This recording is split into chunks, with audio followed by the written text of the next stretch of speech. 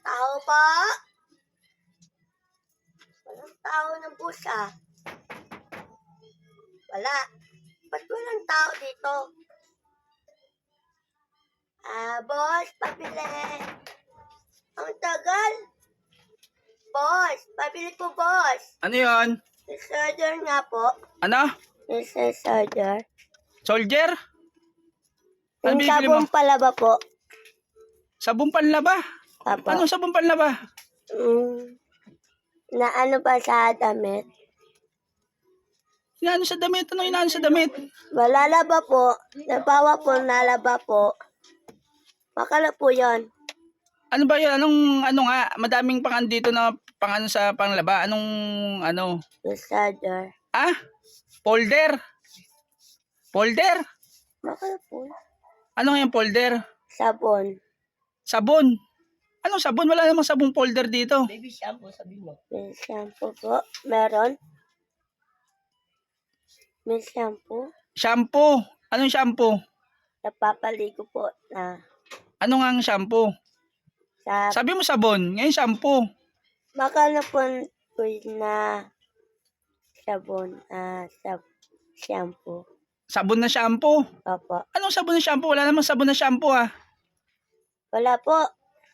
Wala po. Ano pa binibili mo? Natusan po ko ni mama.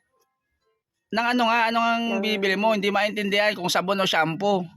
Ano nga? Sabon ng palaba na malalaba po ko ng damit. Sabong panlaba. Opo. Maglalaba ka ng damit. Ano ang tatak?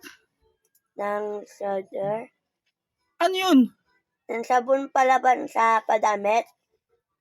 Kaya nga, ang dami nga. Meron dyan surf tide, powder, mga ano. Sharp tubber. Ano? Side powder. Surf powder. Opo. Baka mali yung inuutos sa'yo ha. Baka iba yung inuutos sa'yo ha. Hindi po. Baka mamaya, palitan mo yung ano. Hindi po sa... Ano talaga bibili mo? Shampoo o sabon? Baka ano po ng sharp powder. Surf powder. Opo. Surf powder ang bibili mo. Opo. Sigurado yan. Baka mamaya ibalik mo ha. Hindi po. Ha? Hindi po. Baka mamaya ibalik mo pagka binigyan kita ng surf powder. Hindi mo ano. Tatapitin ko na po yun. Lalaba po. Ha? Lalaba po ko ng damit. Maglalaba ka ng damit? Opo. Para sigurado ano mo muna dun sa ano mo. Kanina sabi mo shampoo. Sabi po ni mama Sabi ng mama mo, para siguraduhin mo muna kung ano yung bibili mo. Dali na. Bumalik ka na lang mamaya at ano. Opo. Siguraduhin mo muna yung bibili mo. Dali. Tanong mo muna dun sa mama mo. Doon, tanong mo sa mama mo doon. Tanong mo, tapos bumalik ka. Ano kasing mga ano inuutosan kasi yung hindi marunong magbanggit ng ano ng bibiliin Ayos silang bumili.